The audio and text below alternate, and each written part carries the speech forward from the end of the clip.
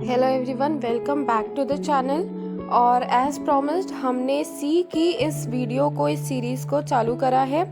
जो first video थी उसमें मैंने आपको बोला था कि हम प्रोग्राम्स बनाना आगे सीखेंगे, तो आज हम हमारा फर्स्ट प्रोग्राम सी में बनाने जा रहे हैं। तो जैसे फर्स्ट प्रोग्राम हर कोई ही हेलो वर्ल्ड प्रोग्राम का बनाता है, तो हेलो वर्ल्ड प्रोग्राम हो सकता है आपने भी बनाया होगा, पर अगर आपने भी ये प्रोग्राम बनाया होगा तो आपने उसकी डिटेल्स सिर्फ एक नॉर्मल से प्रोग्राम में, हेलो वर्ल्ड के प्रोग्राम में कितनी डिटेल्स है आपने भी इसको इससे पहले नहीं देखा होगा। तो इसीलिए अगर आप इस वीडियो को यहाँ तक के देख रहे हैं तो मैं आपसे गुजारिश करूँगी कि इसे लास्ट तक के देखिएगा। इसमें आपको एक सिंपल से प्रोग्राम की डिटेल्ड एकदम डिस्क्रिप्शन मिलेगी कि आपको हेलो वर्ल्ड के प्रोग्राम में क्या चीज़ क्या है और किस चीज़ का इम्पोर्टेंस कहाँ है। हर एक वर्ड अपने आप में इम्पॉर्टेंट है एक प्रोग्राम में, तो आपको हर एक डिटेल बताई जाएगी। तो इसीलिए इस वीडियो को एंड तक के ज़रूर देखना। तो चलिए अब ये स्टार्ट करते हैं विदाउट एनी डिले। तो ये है हमारा बेसिक स्ट्रक्चर, बेसिक प्रोग्राम जो ब्लू बॉक्स में लिखा हुआ है, ये हमारा प्रोग्राम है। अब इस प्रोग्राम में जैसे ये चीज़ तो मैंने आपको इंट्रोडक्शन के टाइम पे भी बताई थी कि एक जो प्रोग्राम है इसमें कौन कौन सी चीज़ें यूज़ हुई है। जैसे अगर आप रेड बॉक्स में देखेंगे तो a C program basically consist of the following parts, मतलब एक सी प्रोग्राम में ये फॉलोइंग पार्ट्स होते हैं हमेशा। तो सबसे पहला है प्री प्रोसेसर कमांड्स, देन है कमेंट्स, फिर है फंक्शंस और देन है वेरिएबल्स और फिर लास्ट है स्टेटमेंट्स एंड एक्सप्रेशंस। तो अब ये सी का प्रोग्राम है बेसिक सा, जो कि है इंक्लूड, हैशटैग इंक्लूड, फिर ब्रैकेट में है stdio.hstudio.h और फिर हमने ब्रैकेट बंद कर दिया है। फिर है इंट मेन, देन है कर्ली ब्रैकेट और उसके अंदर हमने एक स्लैश और स्टार के अंदर लिखा है my first program in C. Then हमने प्रिंट एफ हेलो वर्ल्ड लिखा है, उसके बाद में सेमीकोलन लगाया है, देन रिटर्न 0 लिखा है और फिर हमारा जो कर्ली ब्रैकेट है, मतलब वेन फंक्शन है, वो खत्म हो गया है। अब अगर आपको इतना आता है तो आपको ये समझ में आ रहा होगा कि इस प्रोग्राम को रन करने से हमारी जो कंसोल स्क्रीन है उस पे हेलो वर्ल्ड प्रिंट होके आने वाला है। Hello comma world exclamation mark और स्लैश एन लगाया है हमने, इसीलिए हमारा जो कर्सर है वो नेक्स्ट लाइन में आ जाएगा। तो अब इतना आना चाहिए हमें। अब आगे हम इसकी डिटेल्स देखते हैं।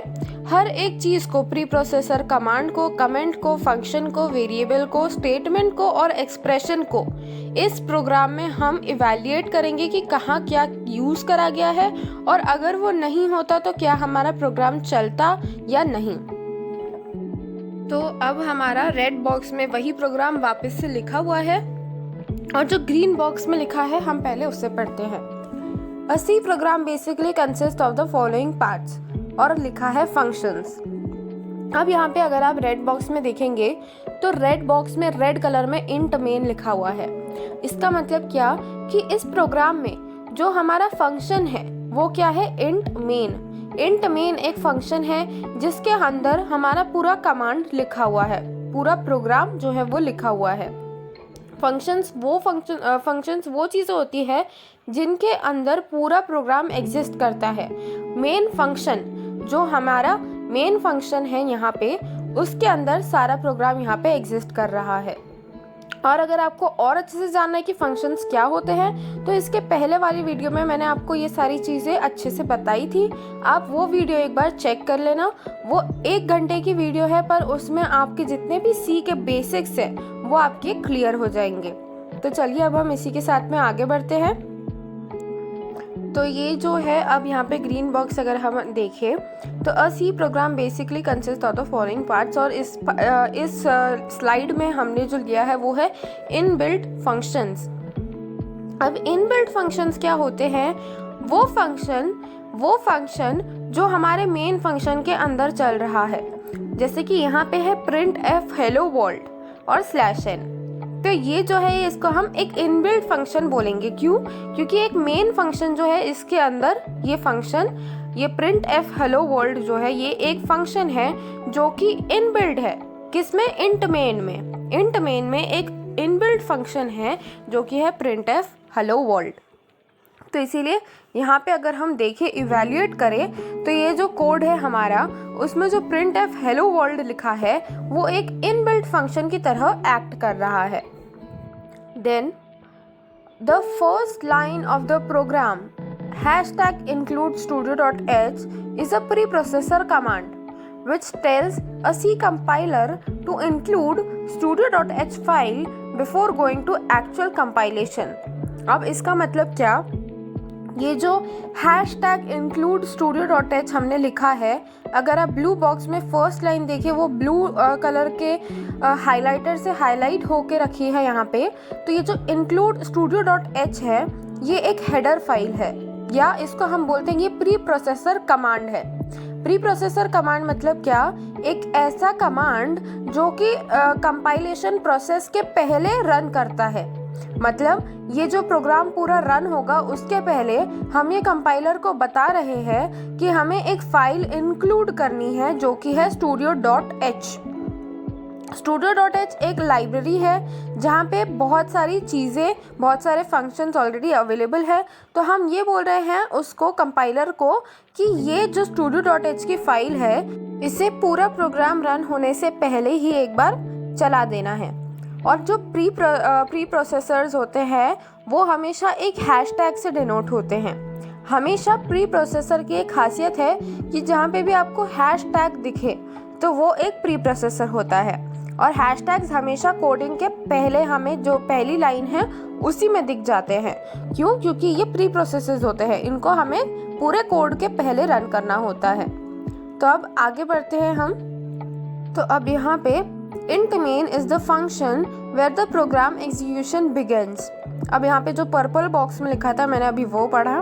तो int main यहाँ पे जो एक प्रोग्राम है हमारा, उसमें सबसे पहला फंक्शन है जहाँ पे एग्जीक्यूशन जो है वो चालू हो रहा है। एग्जीक्यूशन बिगिन कहाँ पे होता है? हमेशा मेन फंक्शन में। तो int main यहाँ पे जो है वो मेन फंक्शन यहाँ से चालू हो रहा है और यहाँ से उस प्रोग्राम का जो एग्जीक्यूशन है वो स्टार्ट हो रहा है। अब हम अगर आते हैं नेक्स्ट स्लाइड की ओर, तो है printf। अब हम इसमें printf की बात कर रहे हैं। printf is another function available in C which causes the message hello world to be displayed on the screen। तो printf क्या करता है?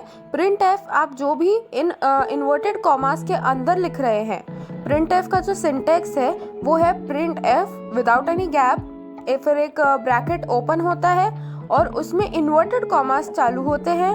फिर आपको जो भी टेक्स्ट वहाँ पे डिस्प्ले कराना है कंसोल स्क्रीन पे, आप वो लिख देते हैं। फिर इन्वर्टेड कॉमा बंद करके, ब्रैकेट बंद करके आप एक सेमी कॉमा लगा देते हैं।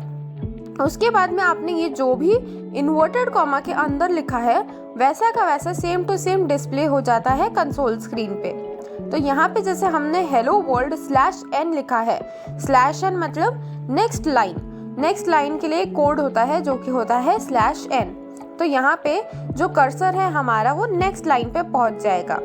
अगर आप हेलो वर्ल्ड /n कुछ और लिखते तो जो हेलो वर्ल्ड है वो एक लाइन में आता, फिर कर्सर दूसरे लाइन में चले जाता और फिर वहाँ से आपका जो भी नेक्स्ट चीज़ है आप वो लिखते, जो भी लिखते वो आ जाता स्क्रीन पे।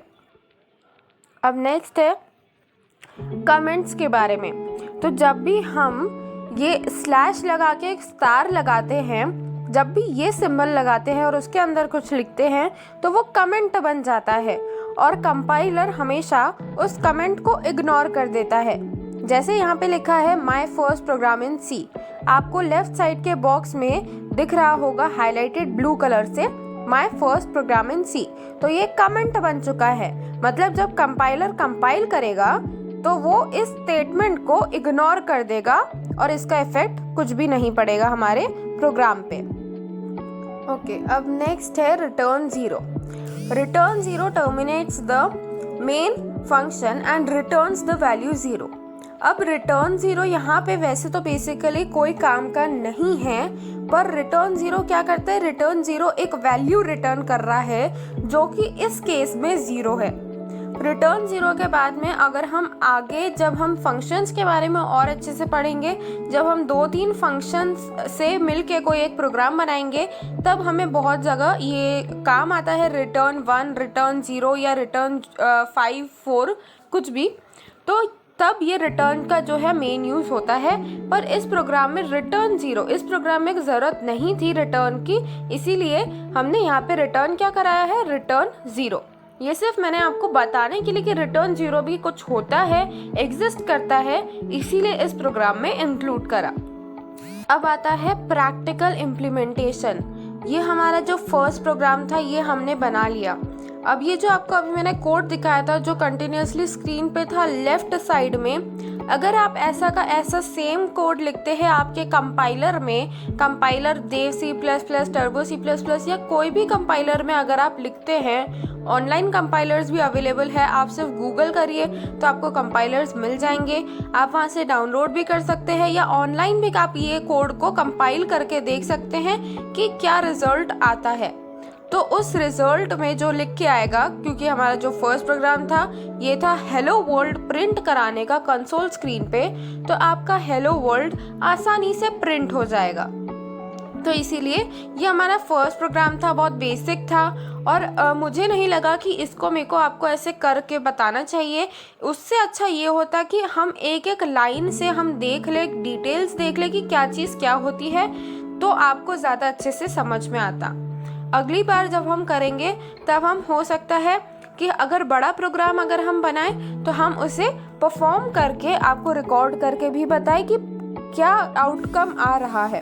तो इसीलिए हमारे वीडियोस आप देखते रहिए और अगर आपने अभी तक के सब्सक्राइब नहीं करा हो तो इसे प्लीज़ सब्सक्राइब कर लीजिए चैनल को, और कंटिन्यूसली जो जो वीडियोस आते रहेंगे आप फिर उन्हें देखते रहना, और बेल आइकन को भी दबाना मत भूलना, क्योंकि हम रेगुलरली वीडियोस पोस्ट कर रहे हैं, हम आगे भी करेंगे। तो हो सकता है आपसे 1-2 वीडियो अगर मिस हो जाए तो आपको आगे का समझ में नहीं आ पाएगा। तो इसीलिए आप अगर ये वाली वीडियो के पहले जो वीडियोस डली हुई है उन्हें नहीं देखा हो तो आप उन्हें देख लीजिए, और आगे आने वाली वीडियोज़ के लिए आप एक बार बेल को ज़रूर क्लिक कर दीजिए, हमारे चैनल को सब्सक्राइब कर दीजिए। और अगर आपको ये वीडियो अच्छा लगा होगा और अगर आप चाहते हैं कि आप भी ग्रो हो और आपके फ्रेंड्स भी ग्रो हों, तो आप प्लीज़ इसे लाइक करें, शेयर करें। और अगर आपको कोई डाउट भी आ रहा हो तो आप मुझसे कमेंट सेक्शन में पूछ सकते हैं, हम एक कमेंट का रिप्लाई ज़रूर देंगे। या आपके अगर कोई सजेशन हो जिससे हम इम्प्रूव कर सकते हैं हमारी टीचिंग प्रोसेस, तो आप उससे भी बताइए, हम इम्प्रूव करने में ज़रूर ध्यान देंगे। Thank you so much for watching this video till the end.